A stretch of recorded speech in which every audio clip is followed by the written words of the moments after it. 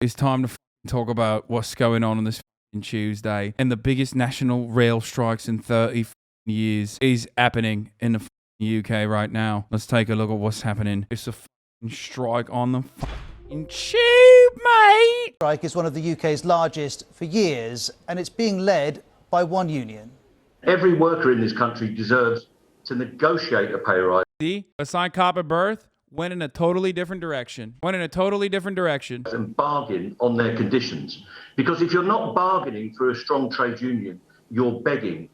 The RMT is bargaining on behalf of thousands of workers. They're employed by the companies that operate the trains and by Network Rail, which maintains the infrastructure. And the RMT says it's time for a pay rise. It wants to be clear, this isn't about train drivers. Most of them belong to a different union. This, it says, is for signallers, cleaners and many others, members who are not high earners. For example, train guards earn between £23,000 and £36,000, track maintenance workers between £16,000 and £34,000. To put that in context, the median pay for all employees in the UK was close to £26,000 last year. And the RMT says its members deserve more. Our members haven't had a pay rise for up to 3 years. So inflation is now 11.1% on the RPI scale. There's 2 years ahead of that where they've not had a pay deal. They are getting poorer. How the fuck does anyone survive in England with that wage? First of all, that wage is a relatively decent one for England. Remember that they have way more amenities that are covered by the fucking government. So that's why a lot of the fucking salaries in the UK are lower across the board than the salaries that you would see in the United States. No, it absolutely is not. It's still low. It's still incredibly low. For the record, I'm not saying that it's like high, but the average wage in the UK I think is like lower across the board in the United States, if I'm not mistaken, isn't it? Am I wrong about this? It's like 40k USD, and they get healthcare and a bunch of stuff in the USA that the people in the USA don't, and they have public transit, not as much as over reliance on housing. In May 2019, the RMT did secure a pay deal for some of its members. As for inflation, it is high, but Boris Johnson says that's a reason to show restraint. If wages continually chase the increase in prices, then we risk a wage price spiral. Now, that analysis is disputed, but the government accepts that wages, in this case, should rise. No one is suggesting there's some kind of pay freeze required here. We all want to see a sensible pay increase.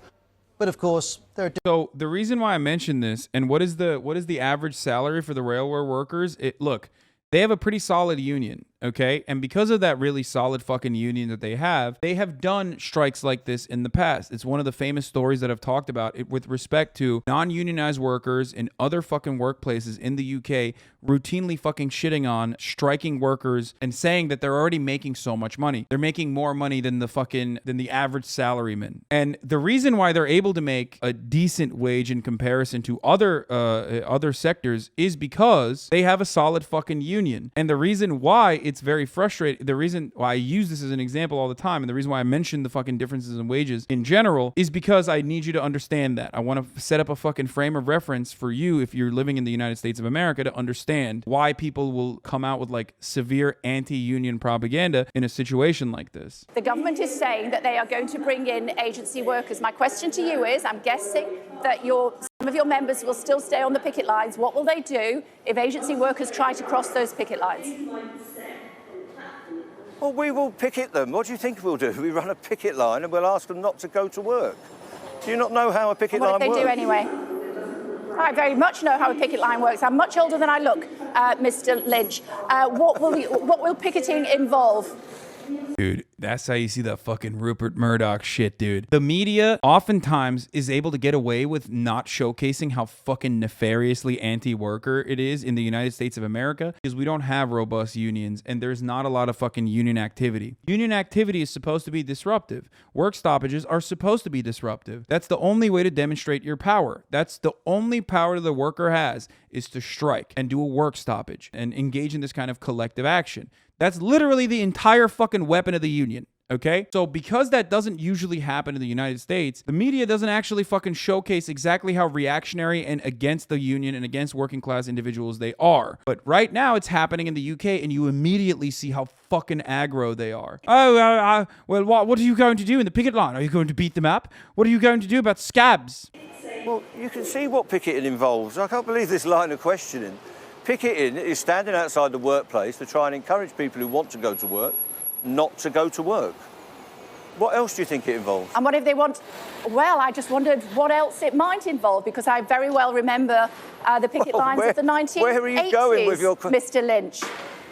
I'm asking you what your members would do, Mr Lynch. Which picket lines are you talking about? The miners' strikes. Miners' strike. Yeah. Well, does it look like the miners' strike? What are you talking about? No, it doesn't, Mr Lynch, and I'm just asking, just to clarify. She's saying, are you guys going to be violent? That's what she's saying. What are you going to do to the scabs? Are you going to beat them up? Are you going to beat them up? Are you going to beat up the scabs? Tory-ass line of questioning. I'm just trying to clarify. No, Mr Lynch, and I'm sorry if you feel the need to ridicule me, but I'm just asking you what you expect your members to do. But your questions if agency workers verging into the nonsense. I wonder if they'll hit him with the fucking look at how sexist he is kind of take. You know what I mean? Oh, he's downright being sexist to our female anchor. He was just doing a fucking job, asking fucking questions, bruv. He must hate women. We'll pick it as effectively as we can. And what does that involve? Look, there it is. That's what it involves. So you won't stop agency workers crossing the picket line? We will try to stop agency workers crossing the picket line by asking them not to go to work. What is it you're suggesting we will do? I'm just asking you. I'm trying to clarify for the benefit of the British public. Yeah, the unions are against the British public. Motherfucker, who is comprised of the union? What do you think? You think like fucking the people that are working the fucking tube are just not a part of the fucking working class for some reason? Is that what you think? And that's precisely what they're going to do. That's why I was trying to fucking talk about the salary disparity or the differences in salary for the UK, so you guys understand and you're not caught off fucking guard when you hear a narrative that has been mentioned time and time again in prior fucking strikes that like these guys already make a lot of money for not doing a lot of work. How dare they fucking take time off? How dare they fucking strike? They're such stubborn and spoiled pieces of shit is exactly the fucking argument, the narrative that the media is going to collectively craft, and a bunch of dumbass working class fucking British people are going to go along with that, as they have in the past. So that's the reason why I wanted to help you understand what their salary looks like, what the average salary looks like, what the median salary looks like in comparison to the American salaries, so that you don't look at it and go, well, what do you mean, 51,000? Like, that's not a lot. No, like, that is actually more than the average British worker does. A full-time train conductor in the UK is actually making more money than the average worker, which is precisely why other British people look at that and go, that's fucked up. How dare they fucking strike? They already are making more money than I do. However, so far, that has not had staying power. The majority have said that the rail strikes this week are justified, okay? Which is unique. And the media has not gotten through to the public yet. They are just starting, okay? I'm just letting you understand. I'm trying to get you to understand. 18 to 34, absolutely justified. 45% of 18 to 34-year-olds say somewhat justified. That's right, bruv. Labour has a 34% support for the striking workers in this circumstance, except, once again, 34% say absolutely justified, 45% say somewhat justified. Who doesn't think it's justified in the Labour Party? In a gritty promotional video for his 2020 Labour leadership bid, Keir Starmer called himself a proud trade unionist. As RMT members prepared to walk out on the first of the 3 days of industrial action this week, however, Starmer made clear not only that he would not be observing this particular industrial dispute at close quarters, but he expected his front bench team to stay away too. Does Starmer think that, what does he think Labour means? It's the name of your party. Do you think Labour stands for something different? That's what Labour stands for, you fucking pig, you donkey. What the fuck is wrong with you? But what do you expect from this bumbling buffoon who also flubbed one of the greatest fucking media opportunities in the form of Boris Johnson routinely fucking up? Classic fucking Democrat bullshit, okay? Literally. It's like he's deliberately fucking destroying the Labour Party. Good job to everybody. BBC trying to convince us people are against the strikes. Rail strikes, the passengers who fear they will miss life events. Oh no. Shocking. Starmer was pro-union in 2020. Motherfucker, hello, he's a politician. Oh man, he was pro-union in 2020? That's so crazy. I can't believe he didn't abide by those principles, dude. Well, yeah, of course, because his goal is not that he's pro-union or anti-union. He has no policies. His only policy was fuck the socialist wing of the Labour Party and reinstitute the conservative Labour Party, the neoliberal Labour Party. That's his entire fucking shtick. It is identical to what you see in the Democratic Party. What is happening in Labour right now is identical to the Democratic Party. Of course, they have a long and proud tradition of being trade unionists in the UK, the Labour Party at the very least, and that doesn't exist for the Democratic Party here in this country. We have very successfully quashed any kind of labor momentum in this country. We have way lower fucking unionization rates. But even then, they are very successfully turning it back to a Blair-style fucking Labour Party. Now, pay proposals have been made. The RMT wants a 7% rise. Network Rail has offered 2% with a further 1% to come.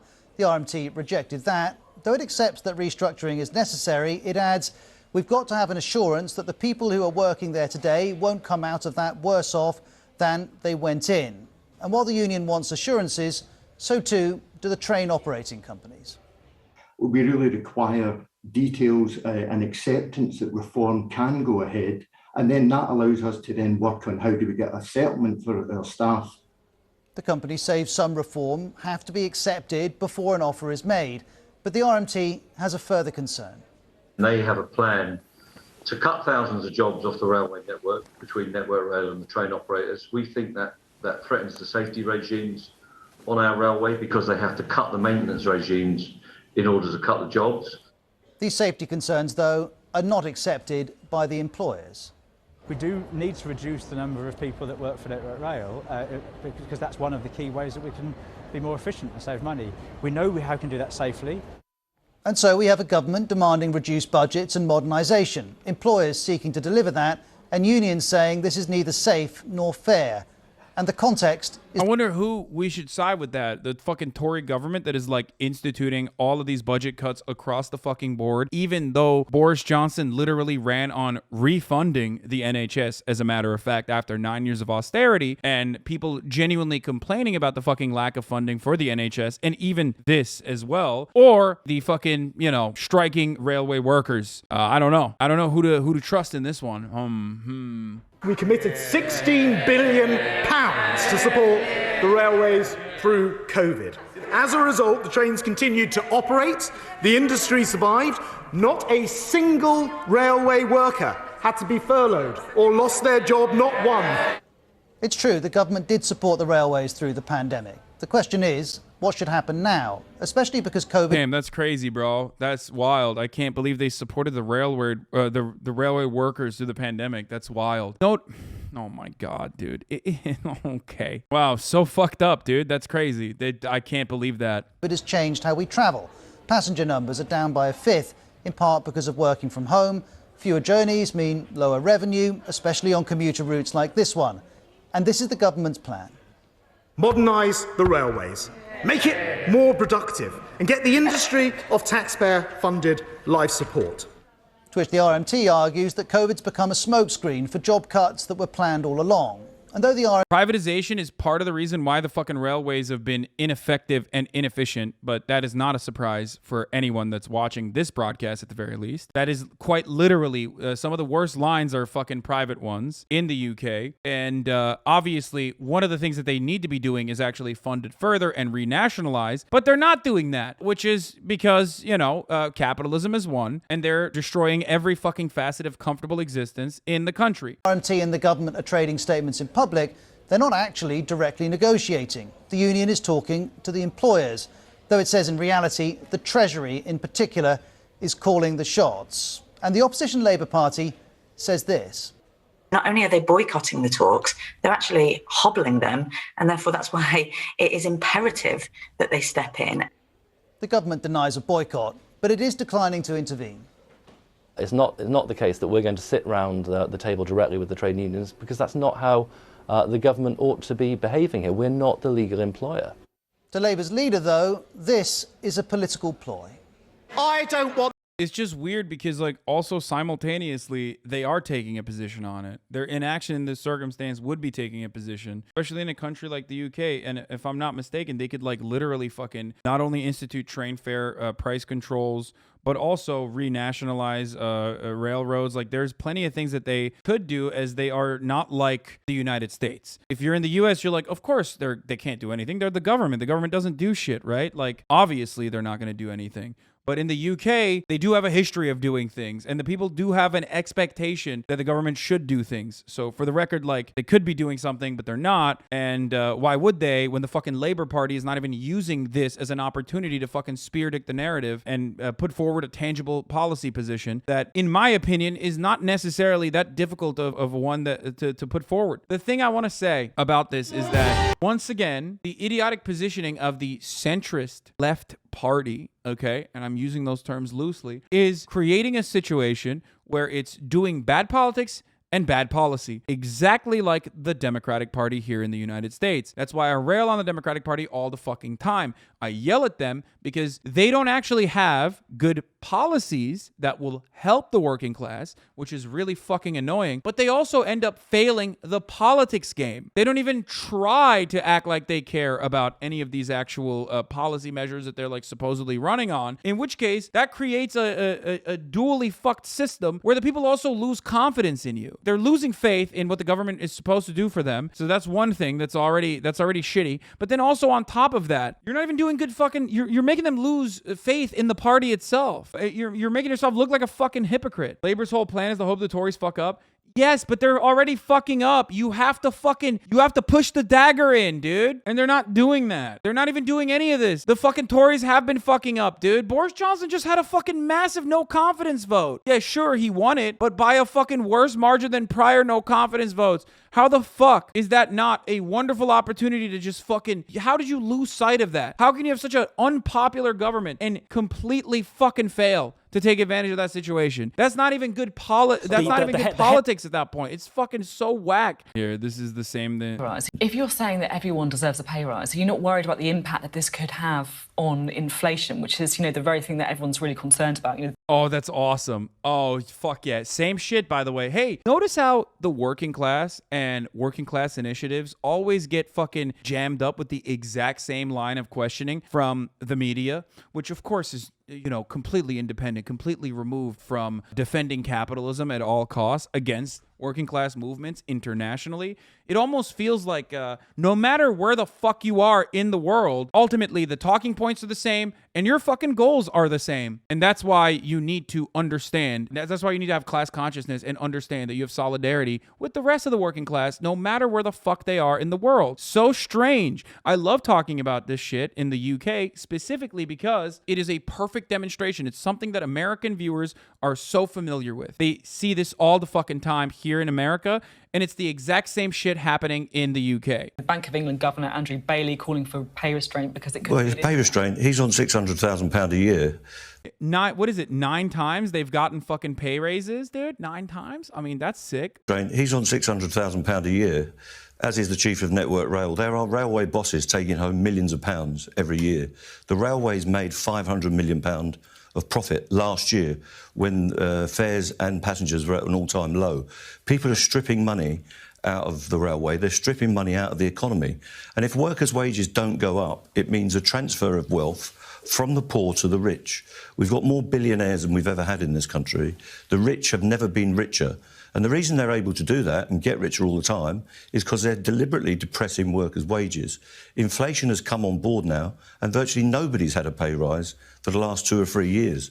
So this idea that there's a wages price spiral is nonsense. Oh, so fucking good. Woo! So fucking good. Absolute fire. Clear. Let's see what this tanky has to say. We are in a class struggle now. Yeah! Your conditions are being attacked. if your pay is being attacked. It's just so weird to see like a fucking hardened, tough union guy use terms like this because like in America, a lot of the fucking bosses, and I hate to say this, I mean, I'm obviously pro-union, you know this, but a lot of these fucking bosses are like, yeah, you know, not for every single union, but like, let's just say there's a lot of Trump supporters that are in higher positions of power, even inside the union infrastructure at this point. If your jobs are being stripped from you, you are in a class struggle. And there are people over there. And I shouldn't say bosses, sorry. Union leaders. Union bosses, as Alex Press correctly pointed out, is a reactionary fucking take. Saying union bosses is not true. Union leaders is. In that parliament, who are meant to be on our side, you've got to answer the question. Which side are you on? Or are you going to sit on the sidelines while these Tories butcher the working class all over this country? Stand up and fight with us, or get out of the way. It's great to see a fucking telegenic bald guy like this, a union leader like this, fucking take it right onto the news media and just fucking shove it in their asses, dude. It's sick. This guy's awesome. Holy fuck. We have got nothing to settle with. We will keep this strike going until we get a settlement. The campaign is on. The fight is on. The struggle is on. We're going to bring it on. It's going to be tough. They're against us. Some people in our movement are against us. The commentators are against us. The media are against us. The pundits are against us. Who's with us? The working people are with us. And what Mick's doing is undermining the rail network. We know passenger numbers are down by about 20% to pre-pandemic levels. We are in a world where we want to get to a place where we have net zero. That means encouraging more people onto public transport. These strikes are only going to drive people further away from it. And the pay rise that Mick wants will therefore just add more cost to the rail network, making it more unaffordable for more working people. He should be apologised. Dude, it's always the same. Divide and conquer, divide and conquer, divide and conquer. Fucking cut up the working class into neat little divisions and place them against one another and act like, the railway workers are like somehow the fucking bosses. You know what I mean? That's so stupid. Oh yeah, you're harming the working class. Bro, you're literally a fucking Tory MP. What do you mean you're harming the fucking working class? What are you talking about? The doctors and nurses who can't get to hospital, the patients who can't get their operation, the kids who will miss out on their education today, but also those armed forces veterans who risk their lives for our freedoms. Armed forces veterans? What do you mean, dude? What are they fighting in the Falkland Wars? Like, what do you mean armed forces veterans, dude? Oh, what the fuck is happening in the UK, brother? Oh, they're LARPing like Americans, dude. What is this fucking hot dog take, brother? What about our armed forces veterans? What do you mean? Like the fucking people with the big ass hats outside of the fucking Queen's apartment, dude? Wait, what do you mean? Yeah, don't fucking say we were also in Afghanistan. You motherfuckers wore shorts, okay? That doesn't count. You wear shorts in Afghanistan, doesn't count. Your service is rendered useless, motherfucker. Shut the fuck up. You can't wear shorts in the desert and then be like, we were also in Afghanistan, bruv. Yeah, good job. So cucked by America. We won't be able to celebrate Armed Forces Day on Saturday. Do you want to apologise for all that, Mick? You want to apologize? Dude, the BBC is so left-wing, they say, here in the United States of America until there's fucking labor action. Look at the mediator, dude. The mediator says, do you want to apologize for that? Thank you, man. You're doing such a good job mediating this conversation. Oh my God, they're so fucking garbage, dude. Ah! Well, I think Jonathan should apologise for talking nonsense. None of that is true. We have got automated technology on trains. We've got pantograph cameras. We've got ultrasonic sensors. We've got things that detect faults on tracks. That is all rubbish. I negotiated that deal with Network Rail myself. We've got on-train technicians, all sorts of new technology that is being deployed. So that is just stuff that's written in Conservative Central Office for backbench MPs to spout along with their ministers. Mick. Okay, so no sorry to I veterans. don't want this disruption. I don't want people to be inconvenienced, and I want a settlement to this fuck dispute. the veterans, dude. Yo, British veterans can suck me, okay? How about that? What do you mean, oh, the veterans? Oh, the veterans. What is this fucking pearl-clutching rubbish, dude? What the fuck? I didn't know that they did this in the UK. Yeah, motherfuck the British veterans, okay? Here, Here you go. This is what you get. What the fuck is this? Oh no, the veterans. Wait, what do you mean? What do you mean the veterans? What is he talking about? Did we like export this fucking brain rot to the UK? Like does he think he's in like Maryland or something? Like what the fuck's he talking about? It's a big World War II holdover. Oh, so exactly. Okay, so exactly like America. Got it. This kind of veteran worship is kind of new. Defo brain rot import. I've never heard fucking people talk about their veterans like an American dickhead. Okay, just like so fucking dumb. Like obviously, first of all, doctors, nurses, veterans, whoever the fuck, like, oh, the working class, they're gonna be fucked over. It's like, dude, shut the fuck up. These guys are working class, okay? Suck me. What do you mean? Like you can't do that. You can't just fucking be like, oh my god, I can't believe that these guys are making it harder for you to go to fucking work. Okay. Then negotiate. How about you do something about it? There's a very quick resolution to any labor dispute. It's called taking the fucking deal that the union is putting forward. Do it. Take the deal. Take the deal. Take the deal. Take the deal. End the negotiations immediately. Nobody wants to fucking strike for the sake of striking. That's not a thing. There's a very deliberate purpose for why it's happening. Current serving member of the armed forces here. We don't celebrate that day. We're often made to work it. More importantly, don't use veterans as a now convenient and throwaway fig leaf for your own ineptitude. Most of us don't think much of this government either. Fuck yeah, nice. You will never be knighted with this attitude? Dude, I fucking blow out the Queen's back walls, okay? You hear me? It's tough times for the taxi drivers, and it's even tougher times now that these rail strikes are gonna... Why would a taxi driver also be against the fucking striking railway workers? Like, it's quite literally better for his business. Even aside from like worker solidarity and whatever, like it literally gives them more business. Are you guys that far removed from how these things work that you decided to go to a fucking taxi driver and ask him if he's in support of a fucking endeavor that makes him more money? Put a squeeze on your trade? Yeah, first and foremost, I want to say that the men and women of the trade unions are totally 100% back them. They have a right to stand up for the working rights. And it's unfortunate that we don't have more unions that are strong enough to stand up for that. I'm an ex-coal miner myself, so I believe in the union structure. But yeah, I totally support them. If it has to bite on us, then so be it. You know, we're prepared to do that. You know, we made a stronger stuff around these ports. Thanks, Craig. Thanks for talking to me. He's like, cut it off, cut it off, cut it off. Bro, when you hear an accent like that, doesn't that automatically imply that this person comes from a fucking union family? Isn't that like a northern accent? I mean, I don't know too much about the UK, but if there's one thing I do know, the further north you go, the more there's like, at least like historic support for unions. One of my favorite types of fucking takes is this. Here it is, Harriet Sargent, journalist and author of books and think tank reports, including Among the Hoods. So this journalist had an incredible fucking take. I had to explain the tube strike to the 17-year-old Ukrainian staying with me. Her father, brother and uncle are all fighting. She's just got a job in a bar and smiled for the first time last week. Now she can't go and won't get paid. But why do they strike, she wailed. Notoriously, there's no other mode of public transport in the UK than the fucking tube, bruv. She was crying. I, Harriet Sargent, did not help this Ukrainian child by giving her the fare for the bus fare or lead her in the right direction. Pay for her cab, idiot. The fuck's wrong with you? Air Duster 400 says, imagine using the plight of Ukrainians to make up a story about the tube strikes. I certainly have not made this story up. The 17-year-old Ukrainian living with me is in tears at my kitchen table. She and her mother escaped the Russians who destroyed the town next to hers and drove across Europe. Now she's been defeated by the tube strike. This is fake, right? There's no way this is real.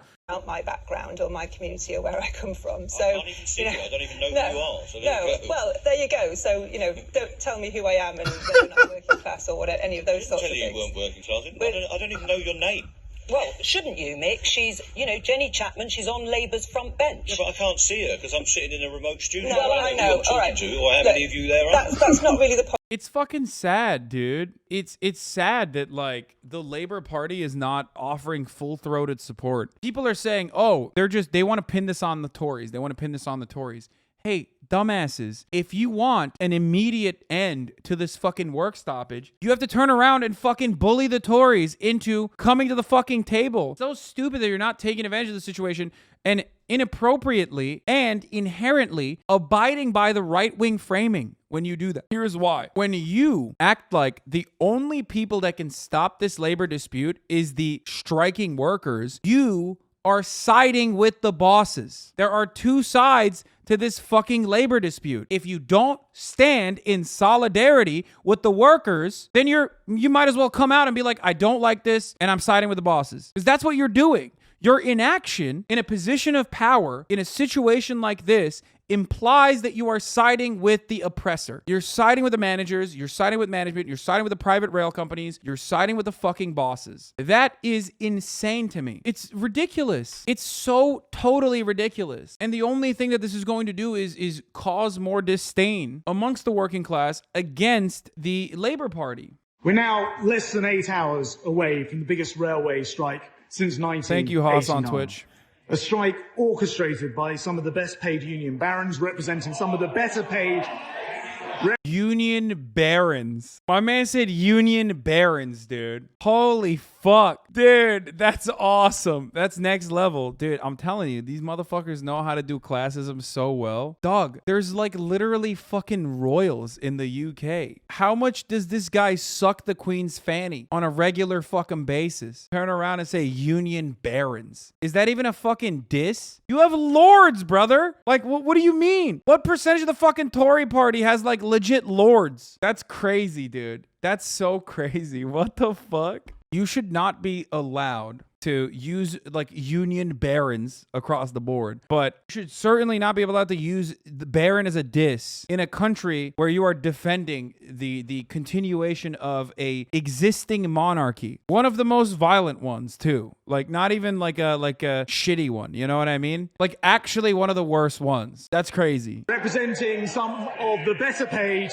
workers in this country, which will cause misery and chaos to millions of commuters.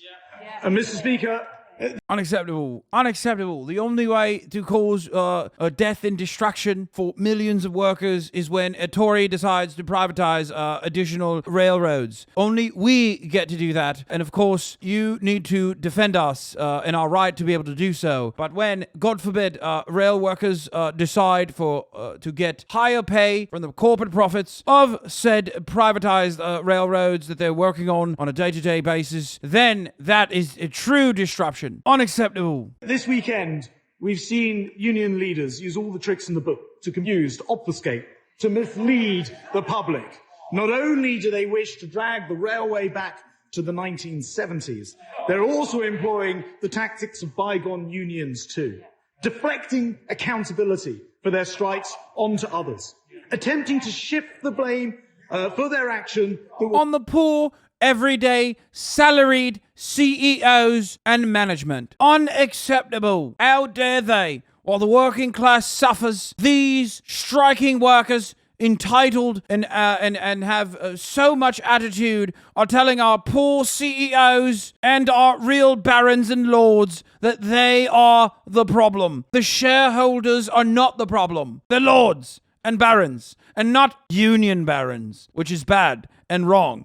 But regular barons, which is somehow all right and totally cool, and I would like to be one day. Britain is so fucked up, even poor people hate poor people. Brother, that's how it has always been. Without any sort of solidarity or recognition of your class position, without any sort of class consciousness, of course you're gonna fucking constantly fight amongst yourselves. This is just how it is. It is very successful bourgeois propaganda, well established to divide the working class, and of course it works. It's the same in America. That's every capitalist nation. It is at the heart of capitalism. Instead of solving the inherent contradictions, we choose to work on petty disagreements disagreements. We choose to exclusively heighten petty disagreements. That's how it is. Anywhere where there is capitalism, you either try to solve the antagonism and the contradictions between class interests, which would be an evolution into socialism, or you just continue a capitalist organization of the economy and fight over petty minor disagreements rather than material interests that are aligned on class. It's so fucking, capitalism is so goated that it has made the working class feel like they have a fucking stake in the stock market. We have privatized and financialized pension systems and social security. So now, even if you're like working in a fucking kitchen or whatever, even if you're working a job as a regular everyday schlub, you know, Joe Schmo, average worker, you still genuinely have to rely on the market not tanking, despite the fact that you are probably part of the 80% or the 90% rather that owns only 20% of the stock market, or not even 20, 10% of the stock market. 90% of the stock market is owned by the top 10% of wealth. You don't own anything. Who's the man leading the strike today for the RMT, is waiting for us at Euston Station. Mr. Lynch, good morning to you. It's going to be a busy day for you today.